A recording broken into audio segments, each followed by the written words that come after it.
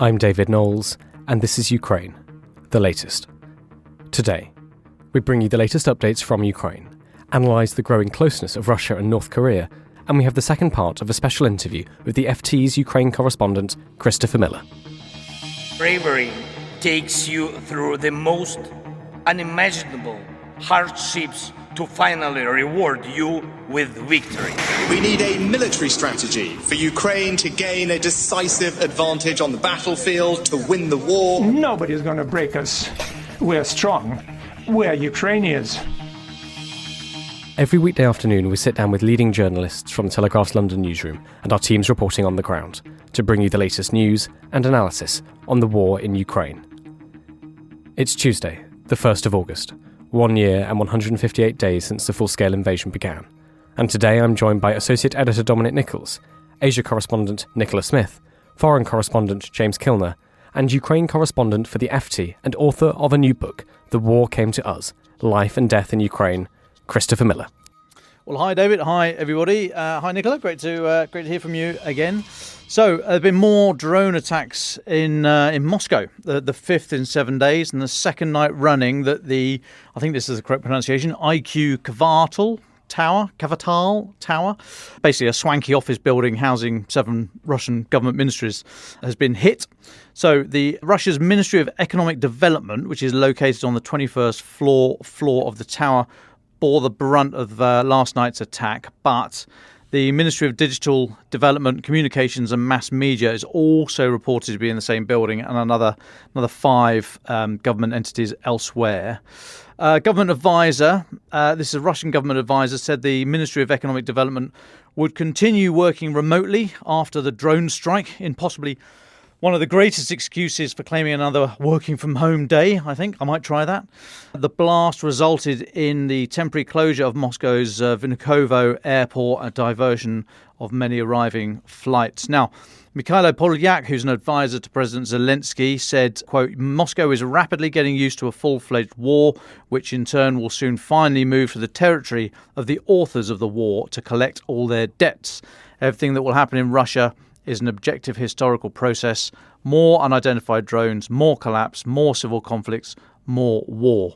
Now, his comments echo President Zelensky's comments on Sunday after their drones hit Moscow, when he said that the war was returning to the territory of Russia.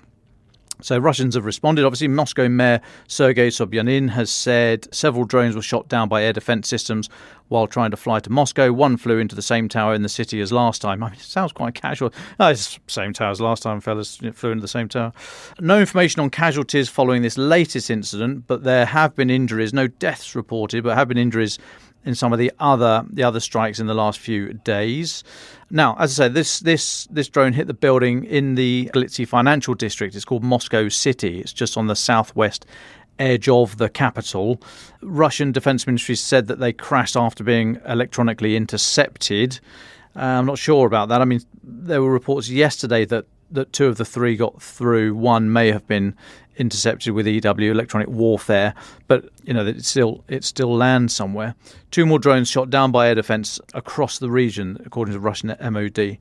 Now, the Kremlin accused Ukraine of launching a terrorist attack. There was terrorist attack against Russia, which I think is an act of such cognitive dissonance, given what they've been doing in Ukraine, that it makes your head spin. But they later said that they were going to be tightening security to prevent another attack. Kremlin spokesperson Dmitry Peskov told reporters today the threat does exist and it is clear measures are being taken. He then went on to say that it would be up to the military to make expert comments. I don't think you need to be an expert, really, to ask what air defense doing. But let's stick with drones for the moment. This time, let's move down to the Black Sea. So separately, Russia has claimed it repelled a Ukrainian naval drone attack on 2 vessels from its Black Sea fleet, the Sergei Kotov and the Vasily Kaikov. They're both little corvettes. Later, now, so that was from the MOD. They obviously clearly later on got the memo from the Kremlin, I guess the Ministry of digital development, whatever it was, mass media, were also working from home today because it took a little while to get on message. But the Russian MOD later changed their outrage and said Ukraine had attempted a terrorist attack on civilian vessels in the Black Sea. So first of all said they actually named their ships part of the Black Sea Fleet, and then later on said it's civilian vessels. So Mikhailo Podolyak, again, the advisor, as I said before, to President Zelensky, he said these new claims that it was terrorist and civilian and what have you, he said they do not contain even a shred of truth. He said undoubtedly such statements by Russian officials are fictitious. Ukraine has not attacked, is not attacking, and will not attack civilian vessels nor any other civilian objects.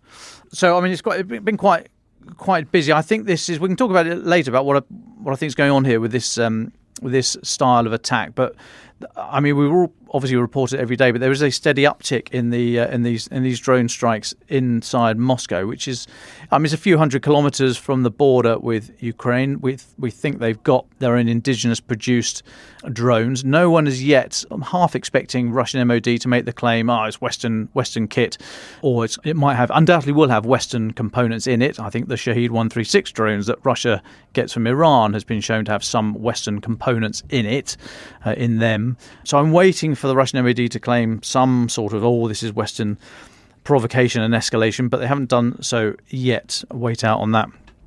But we can talk about what it means a bit later. Separately, on the counteroffensive, Ukrainian General Staff said that they are continuing to assault positions on the south of the city of Bakhmut.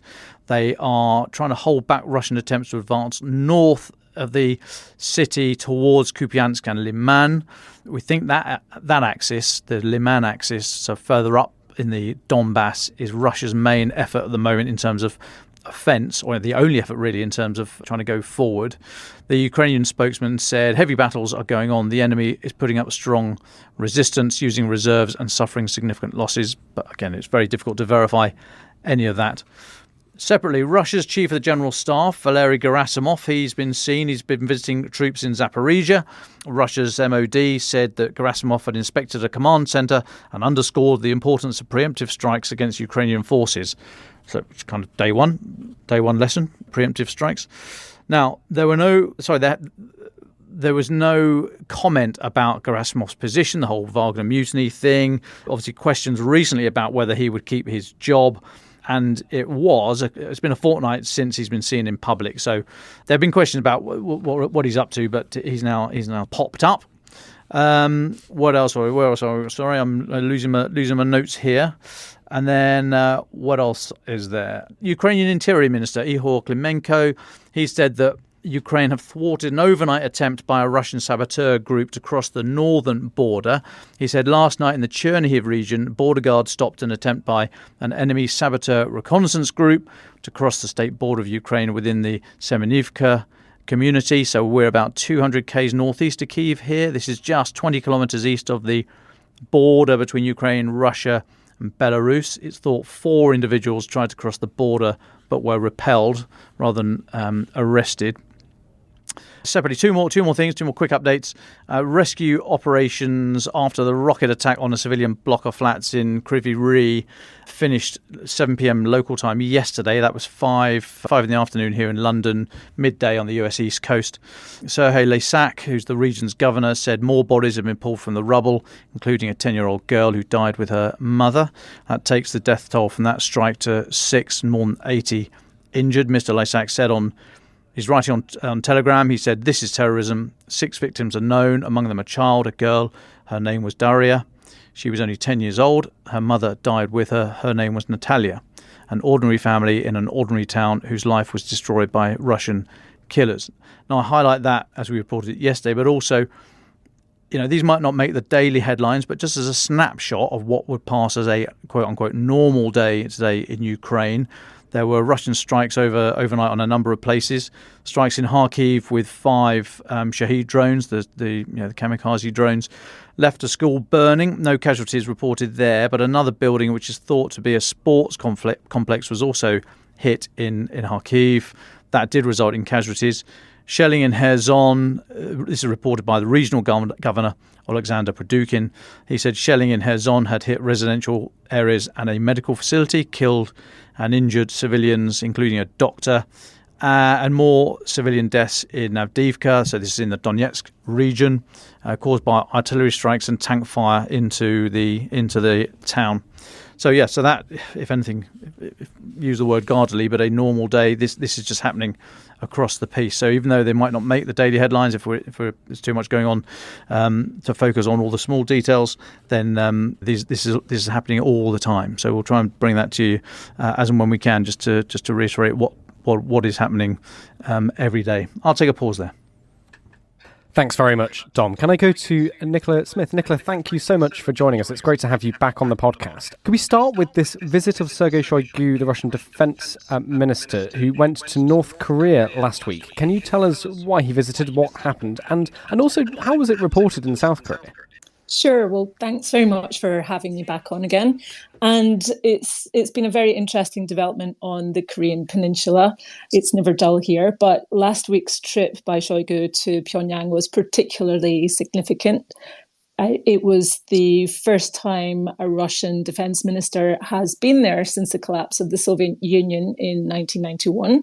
And he visited for 3 days. And this coincided with the 70th anniversary of the armistice that ended the Korean War. And even though the two Koreas are still technically at war, there was no peace treaty. North Korea calls this day Victory Day, and it's a very triumphal militaristic celebration every year. And this year, Shoigu joined in on the VIP balcony with Kim Jong-un overseeing North Korea's latest nuclear-capable missiles and all of its latest technology. You had goose-stepping troops and drones swooping overhead, and it was a big spectacle. But the day before was especially significant because he was personally escorted around a weapons expo by Kim Jong-un. And we saw them being very jovial and walking past nuclear-capable intercontinental ballistic missiles and new drone technology, which strongly resembled US MQ-9 Reapers and Global Hawk UAV technology. Of course, this being North Korea, we don't actually know if it works, but these have never been seen before. And Shoigu reciprocated this red carpet welcome by pledging to boost military ties with North Korea. He praised North Korea's military as the most powerful in the world. Obviously, that's very hollow, but it went down very well in Pyongyang. And he hand-delivered a letter from President Putin, which told Kim Jong-un that in the face of modern threats and challenges, it is especially important to preserve and increase the glorious traditions of friendship, good neighbourliness, and mutual assistance. So in South Korea, as with other regional neighbours, especially Japan and also the US, the UK, this sight of Shoigu and Kim laughing next to nuclear long-range missiles was particularly grim, alarming. It wasn't very well received. And it also showed a very stark contrast with South Korea's own very somber commemorations of the armistice. And in the South, there was a lot of focus on honouring the millions who died and those who served in the 1950 to 53 Korean War, including more than 1,000 Brits who died. And there were several British veterans who were over here showing tremendous fortitude and tremendous resilience by coming over to Korea in the sweltering heat in their 90s. And so this was a very stark reminder of the difference between North and South Korea, and really that the North Korean regime just does not care about its own people. Thank you very much for that overview, Nicola. Can I ask, I think we understand why Russia's getting closer to North Korea. It needs munitions, it needs equipment. What's in it for North Korea? What are they gaining from this? Well, there's two ways to look at this, and there's advantages for both North Korea and Russia in terms of, first of all, a transactional relationship, and secondly, a growing strategic partnership. So if we look, first of all, at the transactional relationship, since last year, there have been US intelligence reports that have warned that Russia is trying to and has bought rockets and artillery shells from North Korea in exchange for food aid and other supplies like oil and medicines that North Korea desperately needs. It's been under a very harsh international sanctions regime for years, with basically in an effort to curb its nuclear weapons and missiles program.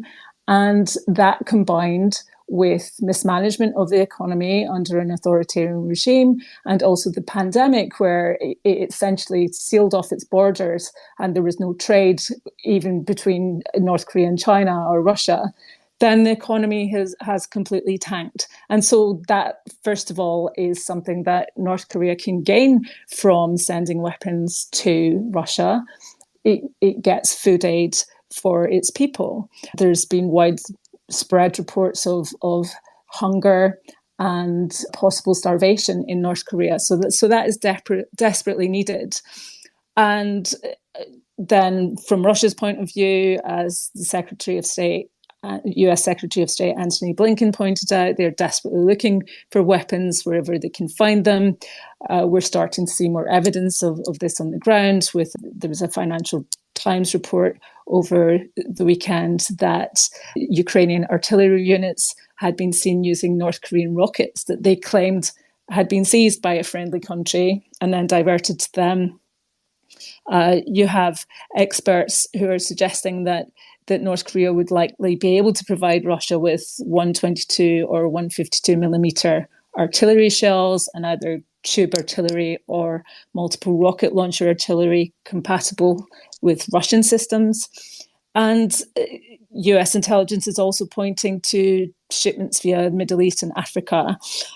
And while North Korea denies all of this, and it's unclear what Russia has given North Korea in terms of food supplies or other supplies, because it's very difficult to monitor the border between Russia and North Korea. One thing that Kim has definitely gained is status with his domestic audience at a time where there is great suffering among the North Korean population. And you have Shoigu coming and praising him, standing next to him in front of the whole of North Korea. And so that gives him more of a statesman-like image that he wants to cultivate for propaganda purposes.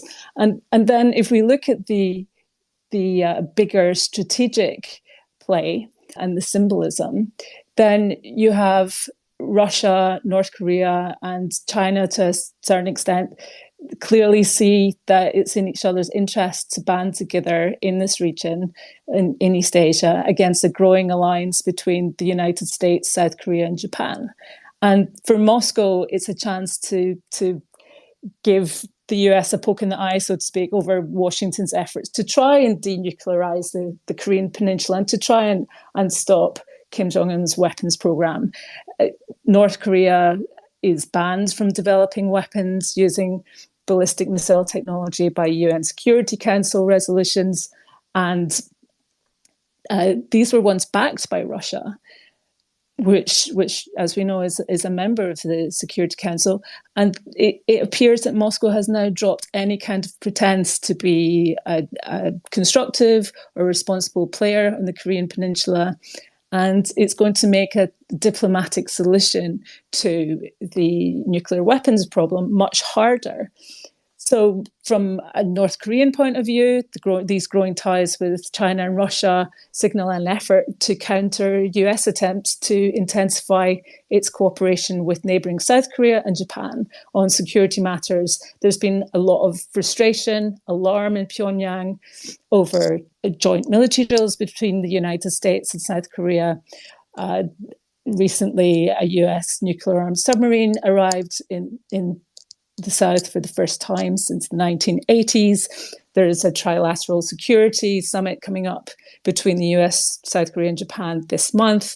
And so what we're seeing now is the emergence in East Asia of more entrenched strategic blocs. You have North Korea, China, and Russia on the one hand, who have got each other's backs, versus the United States, Japan, and South Korea.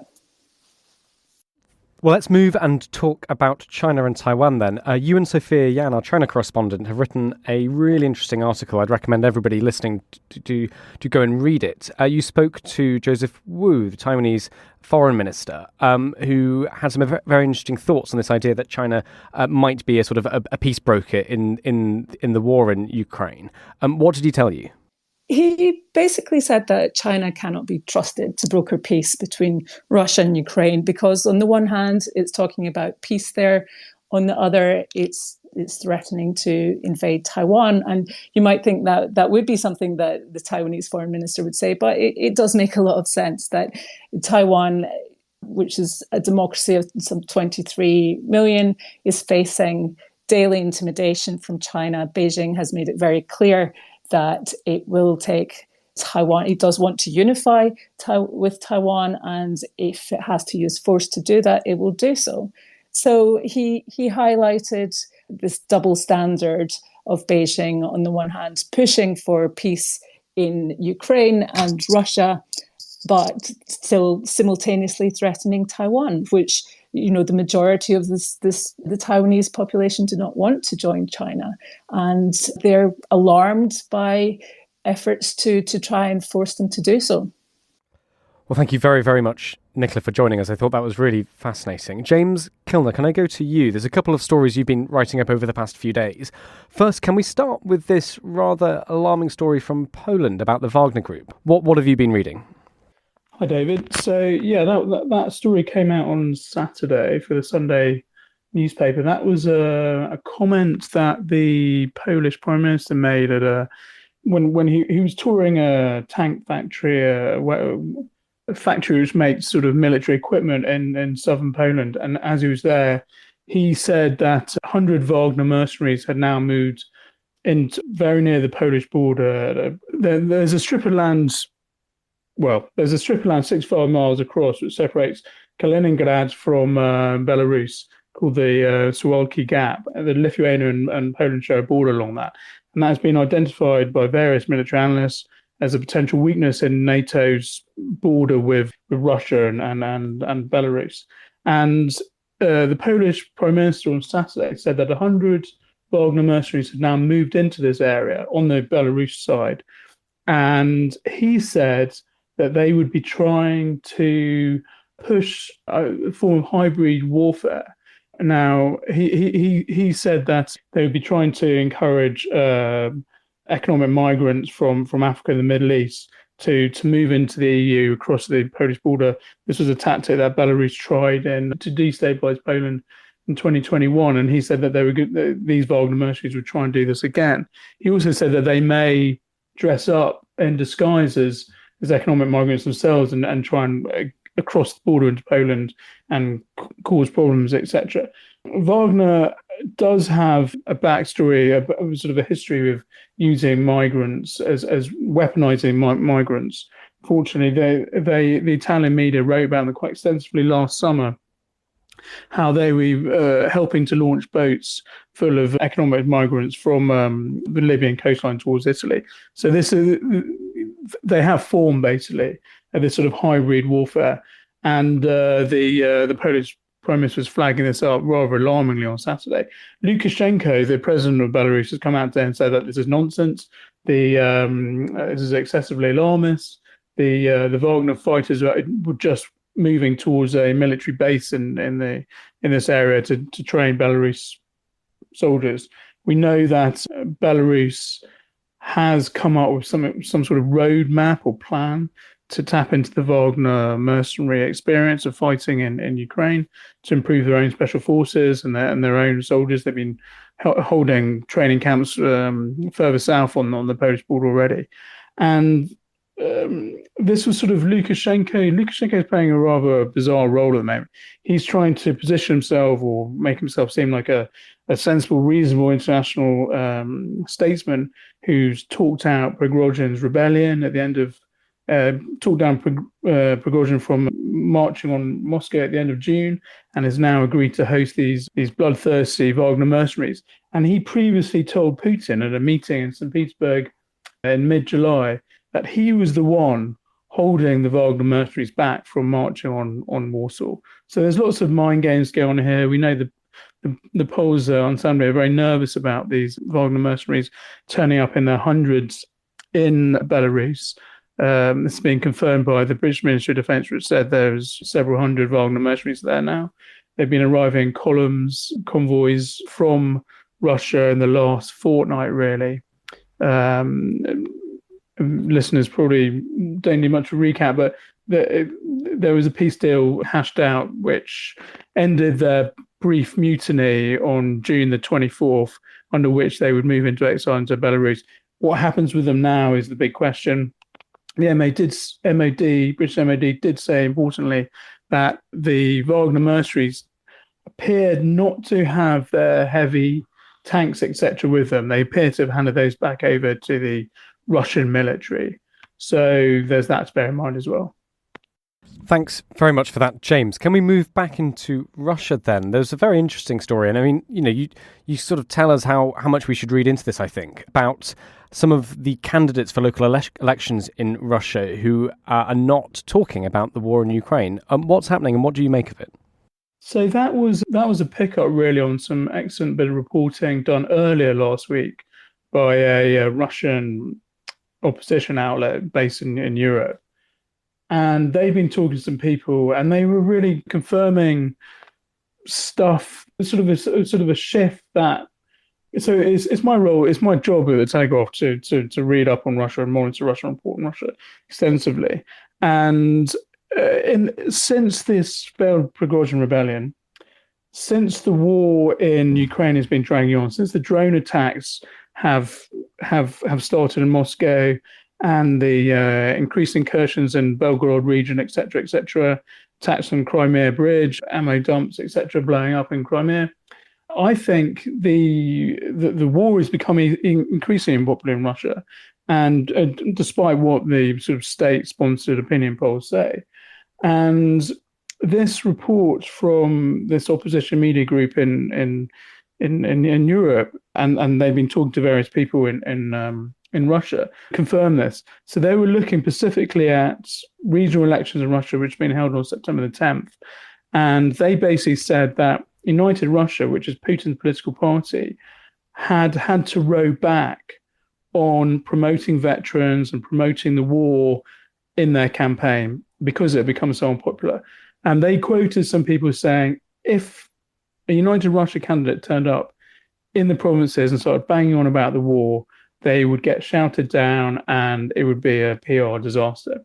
So they said that all the pro-war leaflets that had previously been published at the beginning of the year, we wrote through on this in about February or March, have now been shredded. The veterans have been told not to wear their sort of military medals and their military jackets, etc., at campaign hustings, speeches, etc., and also to tone down talk of the war. And this is really, really surprising and important. I mean, this is I remember reporting on this when United Russia said it early in the year that they were going to make a big thing of it. And that made sense. And so to have such a fundamental rowback on a cornerstone policy is a really important signifier that they are losing the Russian population in regards to the popularity of the war. Thank you very much for those stories, James. Before we go to our final thoughts, I realise this is a combination of journalists on the podcast that I don't think we've ever actually had before. So I just wanted to ask Nicola, Dom, and James whether you had any questions for each other. Of course, James is looking at Russia, Nicola out in Asia, Dom, of course, you're in London. Do you have any questions just to show that, of course, we are to some extent limited by the areas we report on, and we've tried to, in this podcast anyway, bring together all of our expertise. But Nicola, Dom, and James, do you have anything for each other?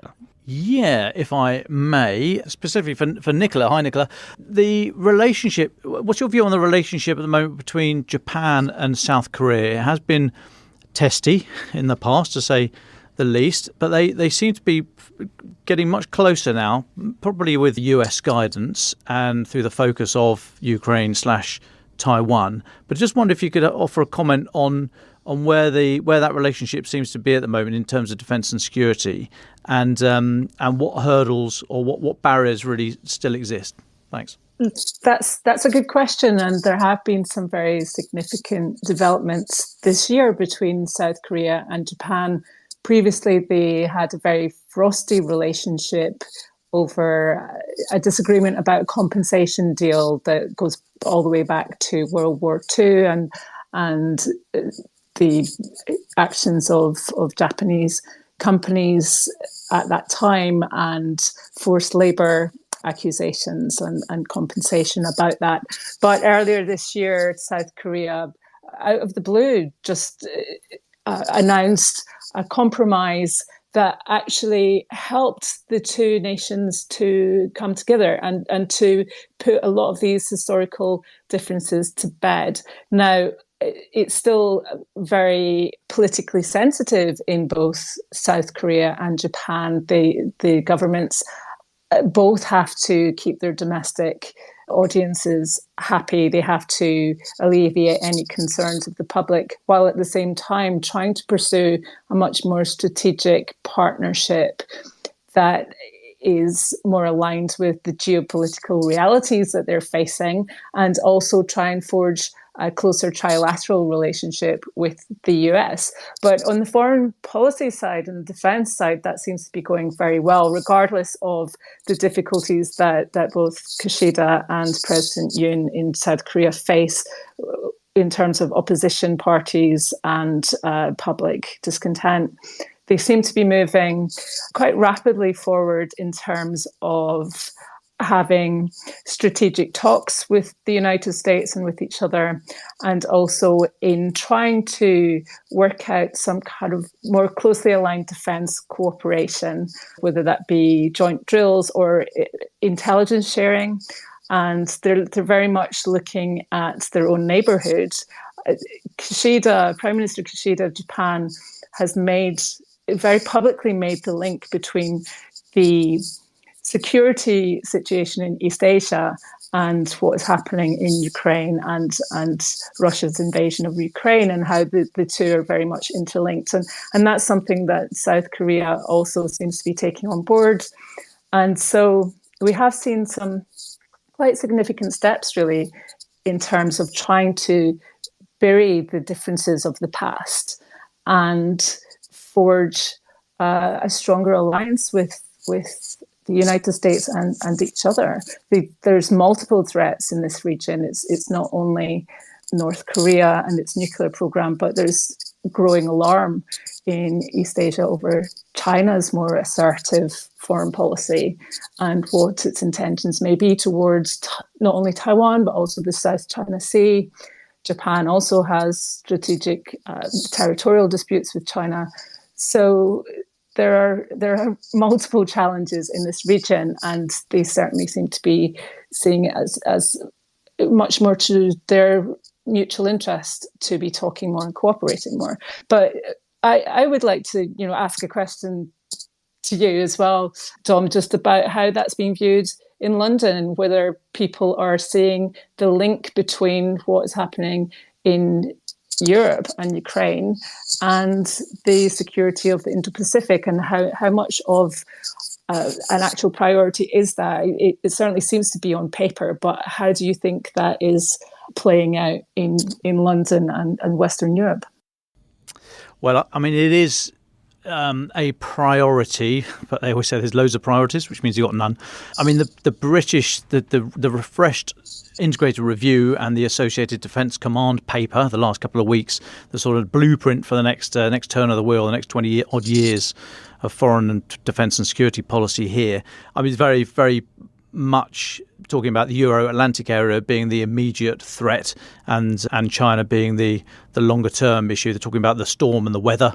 The Euro-Atlantic and Russia is the current storm, but Russia's setting the weather, if you like, for the next epoch. Now, how that translates is another thing entirely. We've got two very small Navy vessels, very, very new, so very capable, but two permanently assigned to the Indo-Pacific area. And hey, the Indo-Pacific area is a bit bigger than two little river patrol class boats can get around, ships, sorry. So, I mean, they talk it. James Cleverly, the Foreign Secretary, visits regularly. So in terms of the diplomatic heft and the soft power. They're trying to use that, I think, because there's not an awful lot of hard power that can be spared. The next big sort of carrier strike group visit to the Indo-Pacific region up to Japan and back, I think, is scheduled for 2025. So they're trying to do what they can. Britain is interested in the Quad, the US, Japan, India, Australia arrangement. It's not a defence alliance at all, but I think we're trying to get involved in that. Just take an observer status on ASEAN, the Association of Southeast Asian Nations. So, I mean, trying to get more involved and do what we can to energise, got to sound like a politician now, but energise our network of friends and allies. But if you put that against the hard power rise of China, especially the rise of the Navy. What's the latest stat? I think it was the Chief of the Defence Staff when he was head of the Navy a couple of years ago. He said that China is building the equivalent of the Royal Navy every 4 years, which is quite an alarming stat. Now, of course, it's untested in combat, etc., but having that amount of tonnage of metal in the water is in and of itself a significant thing. So. Yeah, I mean, the NATO as well is becoming more interested in the Indo-Pacific area. So countries like Japan and Australia have observer status. I'm not quite sure the exact terminology, but effectively observer status at NATO. So there's lots of these alliances, nice sort of lots of flags on the poster type thing. But what it actually comes down to, very little hard power has been delivered. The AUKUS Pact, which is not just submarines, it's science and technology and other bits and pieces between the UK, Australia and the US. That seems to be the kind of most obvious pivotal thing you can point to right now to suggest a very obvious deepening of defence ties. So yes, they're aware of it. I mean, the think tanks and the politicians will talk about the war in Ukraine as a through the lens, or Taiwan through the lens of Ukraine, but quite how that plays out against massive high inflation and cost of living crisis, etc., potential turmoil in US politics to come, it's very difficult to see a coherent response. NATO actually, just final point, NATO's got its act together. Not that it never really had an act, but that NATO. What were you all doing in 1967, by the way? Because NATO, 1967, that's the last time NATO actually wrote its plan down.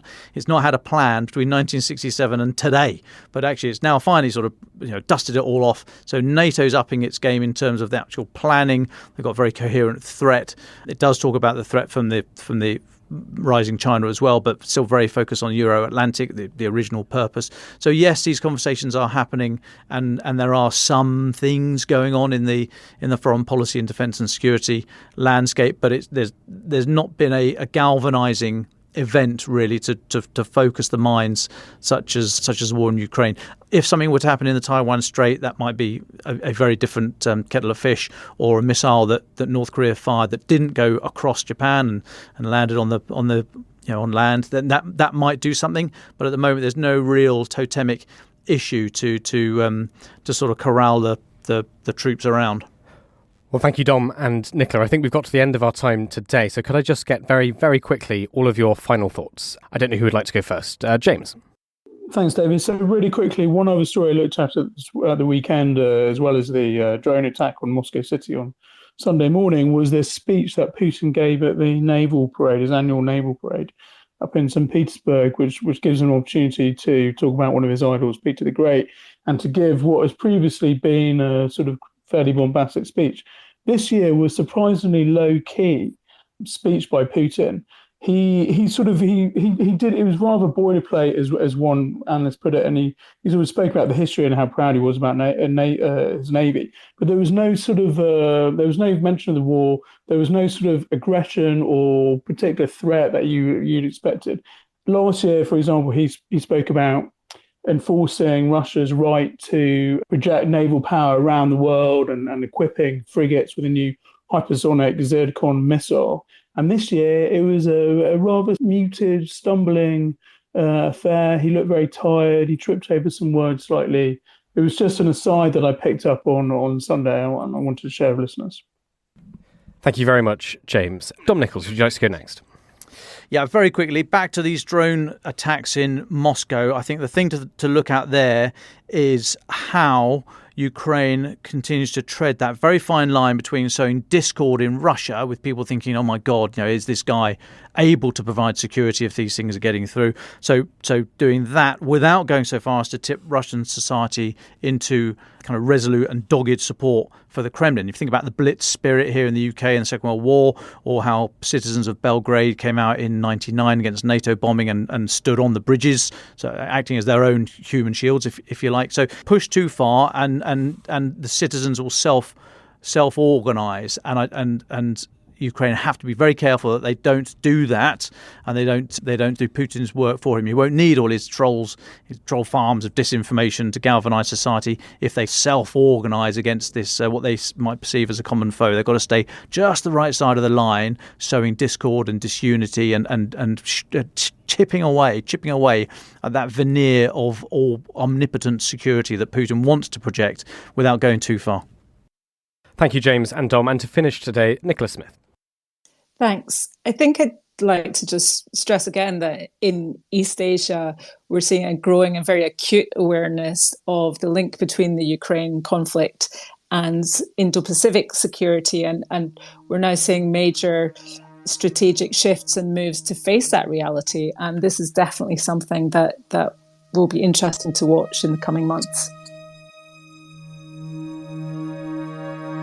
Now we go to the second part of my interview with Christopher Miller, the FT's Ukraine correspondent.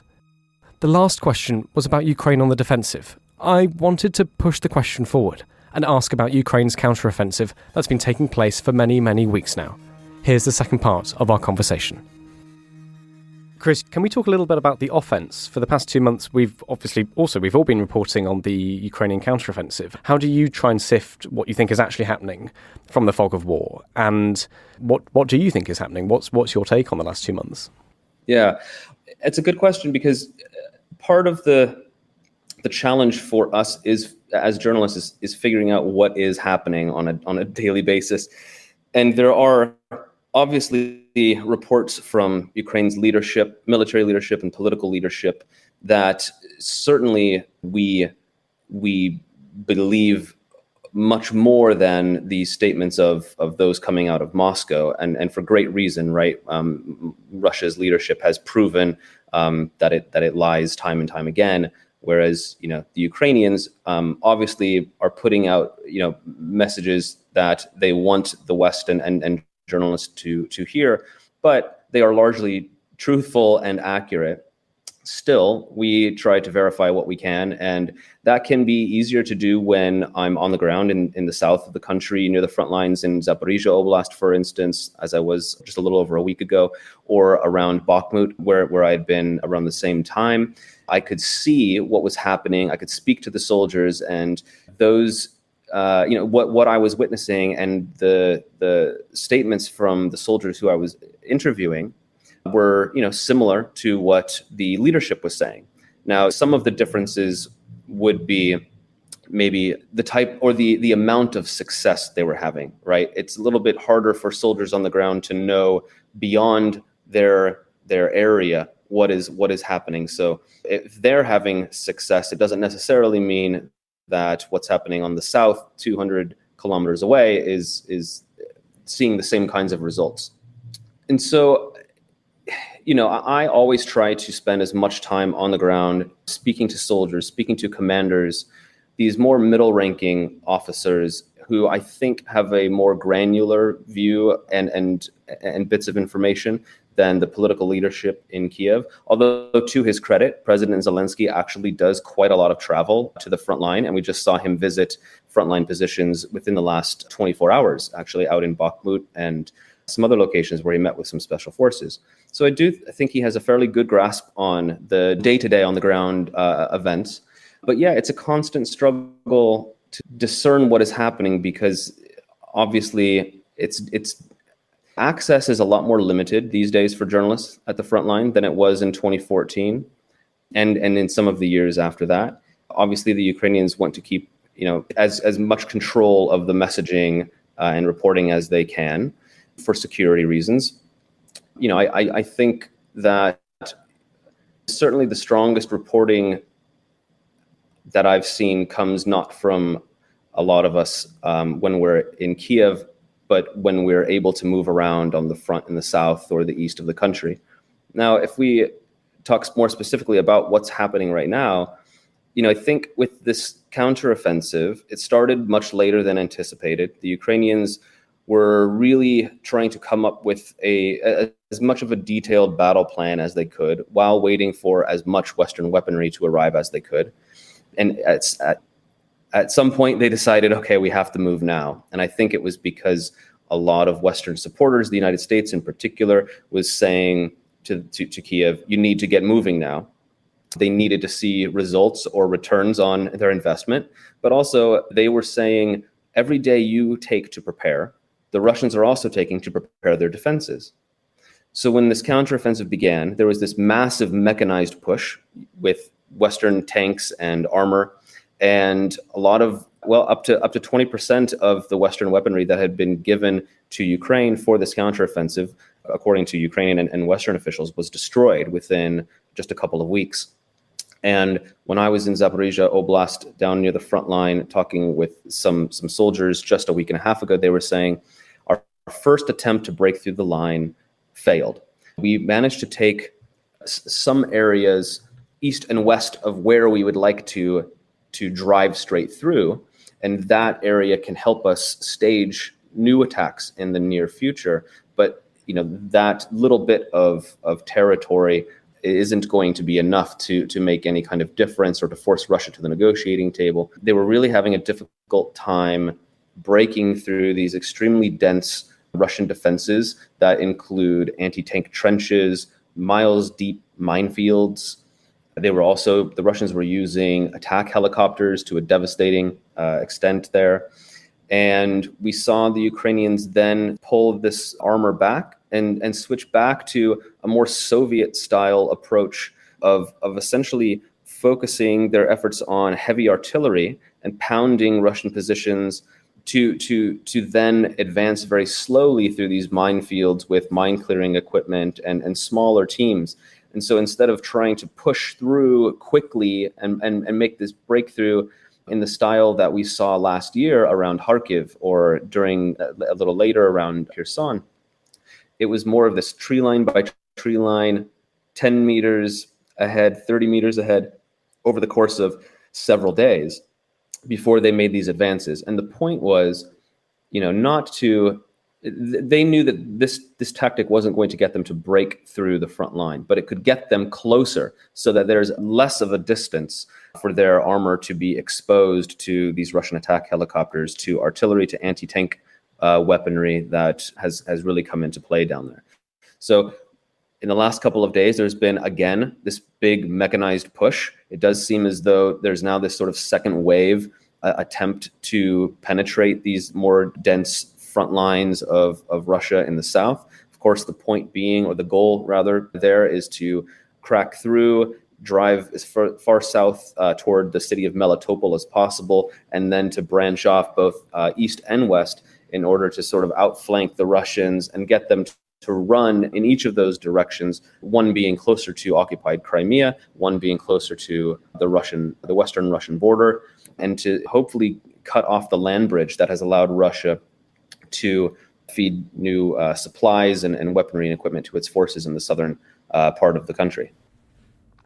I know it's almost an impossible question, but how might you see the next sort of few weeks, months, especially going into autumn and the rain, the rain's coming and everything turning to mud? How do you see the next few months unfolding potentially? The Ukrainians are good on their land. I mean, they know this place better than the Russian occupiers do, and they are motivated. For them, this is an existential fight. If they stop, Russia wins. And so they're going to keep going regardless. But the window of time that they have for ideal conditions to carry out these operations is closing, because as you mentioned, autumn is coming up, the rain's going to start, and then we're going to get into these extremely frigid months where everything will freeze over and the ground will be really hard, which can be good for heavy vehicles, but it can also be really bad if you need to dig in. They will also, no doubt, expend a lot of artillery and see a lot of casualties the longer this plays out.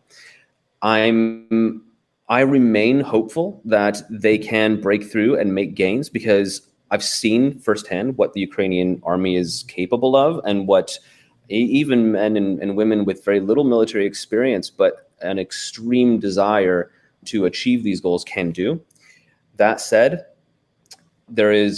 I'm concerned, and obviously Ukraine's Western supporters and its leadership and the soldiers on the front line are worried that Russia's had a lot of time to dig in and really build up their defenses, and they've turned this occupied territory that they're on into fortresses, and it's going to be really difficult to break through, and we could see this grinding attritional fight carry on for months and months and months, and then come the end of the year, all sorts of other things are going to come into play. Not only the weather, but politics. And as I'm an American, as my country starts talking more and more about next year's election, there is a concern that Ukraine could become this political football in those conversations, and as we get closer to debates and the campaigns heat up as well. So it's like I'll paraphrase one of the soldiers who I met. He's a special forces guy on the south, and he was recovering from a concussion at a stabilization point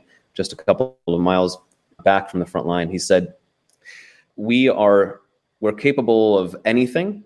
We need a lot more to do everything. I remain hopeful, but hope isn't a strategy.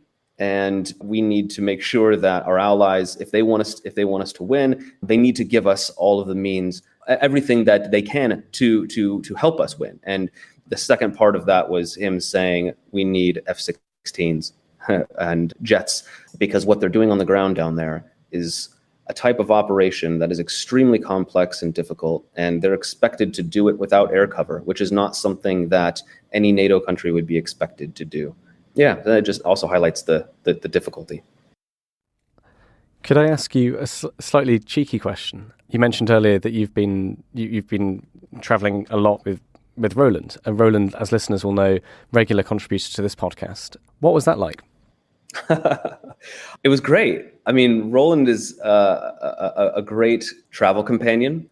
He's got a good sense of humor, and I think he's someone who, well, I'll give you an example. Back in 2014, a few days after the Malaysia Airlines flight MH17 was shot out of the sky by a Russian Buk missile, Roland and I happened to be at a hotel in the city of Donetsk, which was under the occupation of Russia's separatist proxy forces and Russian forces. And we had woken up one morning, and he said, I don't see any big news. What are your editors saying? And I said, I'm not really being asked to do anything. And he said, well, I've got this.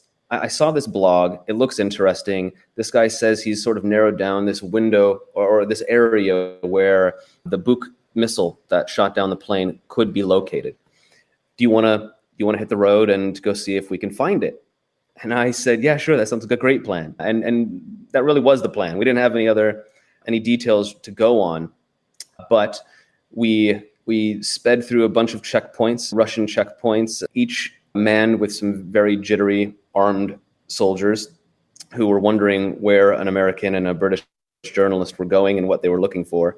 And a group stumbled upon us as we were looking through this field, and we discussed among us what we should do when they approach us. We could see their car coming from the direction of the Russian border, and Roland says, well, we've just got to make up a story. And so we had come up with this story about being lost while trying to find the crash site of the plane, when in reality what we were doing was looking for the launch site of the missile. And so he was quick to come up with an answer to a tricky scenario. And he's just a good colleague. And a few minutes after that, we ended up finding a farmer who pointed us in the direction of a scorch mark in a field, and it turned out that we had discovered the launch site of the Buk missile that shot down the plane. And so that evidence that we collected, I shot a video of Roland doing a stand-up for the Telegraph in the field, and I took several photographs and published them myself. And that ended up being evidence that was used by the Dutch to convict 4 men in the downing of MH17, and confirmed that this missile had been fired on Russian-controlled territory, which was a big thing. And I remember we were a bit shocked that we had found this. We weren't quite certain that same day that we had found it, but he had good instincts. He thought there would be a chance that we could find this. Turns out he was right, and we did. So yeah, he's a solid reporter and a good guy, and he's always been a very good colleague. Don't worry, I'll ask him the same question of you when he comes back from holiday. So we'll try and get around it. Could you tell us about your book? What's it called, and why did you write it? What are you trying to do in it? Yeah, the book is called "The War Came to Us: Life and Death in Ukraine," and it's essentially my 13-year journey of living, working, reporting in Ukraine, in parallel with the several major events that have changed and ultimately shaped Ukraine into the country that we see it today. And it's broken up into 4 sections. The first is essentially covering what was peacetime between 2010 and 2013, just before the beginning of the revolution. It then goes into the revolution in Crimea, the annexation, Russia's annexation, and then it looks at the war in 2014 before jumping ahead to 2012. And so there are a lot of books that are out now that really cover the last year and a half and talk a lot about the events on the ground and the invasion, with a lot of the geopolitical context wrapped into it. But what I wanted to do is, because I had this really fortunate and unique experience to get to know the country pre-Russian invasion, pre-2014, and watch it change from have a country that did fairly elect a Moscow-friendly president to then overthrowing that president, sparking this revolution, and then enduring not 1 but 2 Russian military invasions. I thought it was important to understand for readers like the context, because as you pointed out earlier, right, we're talking a lot about the war right now, and we do in conversation there can often be this lapse. We just talk about the war as if it began in February of 2022, but it actually began many years ago, 9 years ago now. And so the title is, the us in the title, "The War Came to Us," is me being here, but Ukrainians and the people who I got to know, who I became friends with, who I saw grow up, get married, have children, go off to defend their country. And it's, I think in the tradition of the foreign correspondent who goes off to cover a war and does write in a first-person way about those events, it's a bit like that, right? If you think of how Orwell covered Homage to Catalonia from a first-person perspective, there is some of that, and there is some elements of memoir, but ultimately it's a collection of stories about this place and these people who have gotten to know so well and greatly admire and have done some of the most extraordinary things that anyone on the planet has done in the past decade. And so, I really hope people will read this book and take away all of the context and that I think is necessary to better understand what Ukrainians are fighting for in right now against Russia's ongoing invasion, and then just to also enjoy it, right? I know it's a book about war, and there are a lot of tragedies that are written about in it, but Ukrainians are incredible people. They've done extraordinary things, faced with unimaginable military aggression, and I just wanted to tell a very powerful story, and I felt like I was lucky enough to be in a position to write about it. Did you find any of it sort of emotionally difficult to write? Yeah, there were a few people who appear in the book who, during the writing of it, were killed on the front lines. I found it a little bit difficult writing about Bakhmut when I first moved there, knowing that I had just finished a week-long trip and seen how badly much of it had been destroyed.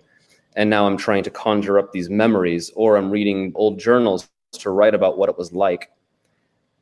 And so, I think I managed to get through writing about it in those early chapters in that way of looking back and writing about these more pleasurable experiences, because I had journals to draw from and letters to and from or between myself and family and friends.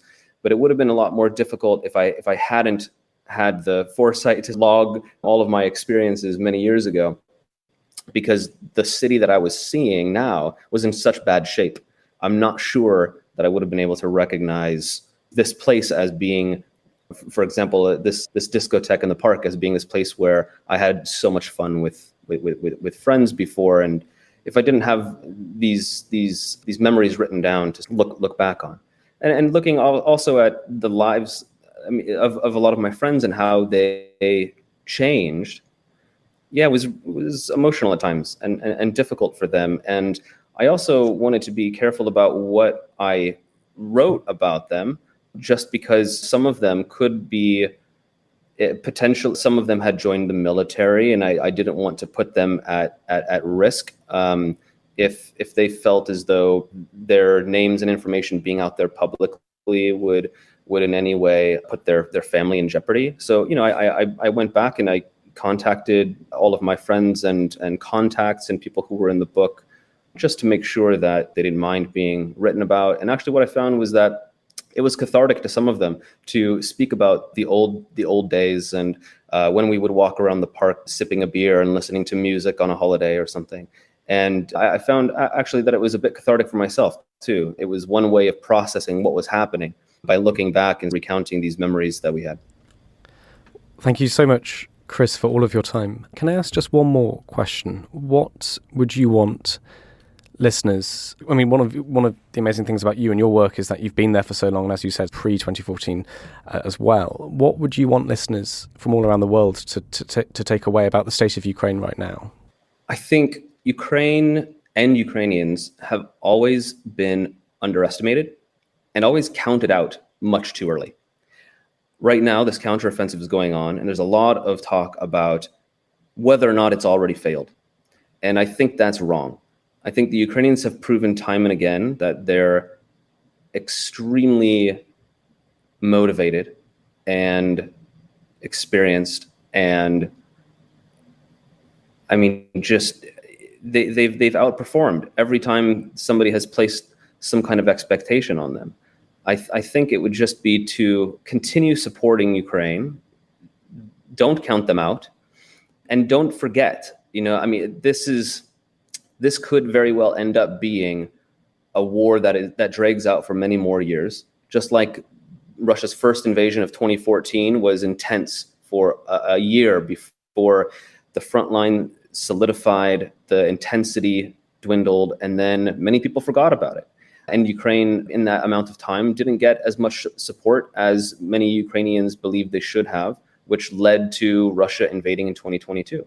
And one of their biggest fears now is being forgotten and this story falling off the front pages. So I guess the message to journalists like myself and your colleagues are keep Ukraine in the headlines, but also I think more broadly, not only for people to continue supporting Ukraine, but also don't count them out yet. Ukraine the Latest is an original podcast from The Telegraph. To stay on top of all of our Ukraine news, analysis and dispatches from the ground, subscribe to The Telegraph. You can get your first 3 months for just £1 at www.telegraph.co.uk/Ukraine the Latest. Or sign up to Dispatches, our Ukraine newsletter, which brings stories from our award-winning foreign correspondents straight to your inbox. We also have a Ukraine live blog on our website, where you can follow updates as they come in throughout the day, including insights from regular contributors to this podcast. You can listen to this conversation live at 1 p.m. London time each weekday on Twitter Spaces. Follow The Telegraph on Twitter so you don't miss it. To our listeners on YouTube, please note that due to issues beyond our control, there is sometimes a delay between broadcast and upload. So if you want to hear Ukraine the Latest as soon as it is released, do refer to the podcast apps. If you appreciated this podcast, please consider following Ukraine the Latest on your preferred podcast app. And, if you have a moment, leave a review, as it helps others find the show. You can also get in touch directly to ask questions or give comments by emailing ukrainepod@telegraph.co.uk. We do read every message, and you can contact us directly on Twitter. You can find our Twitter handles in the description for this episode. As ever, we are especially interested to hear where you are listening from around the world. Ukraine the Latest was produced by Giles Gear, and the executive producers are David Knowles and Louisa Wells.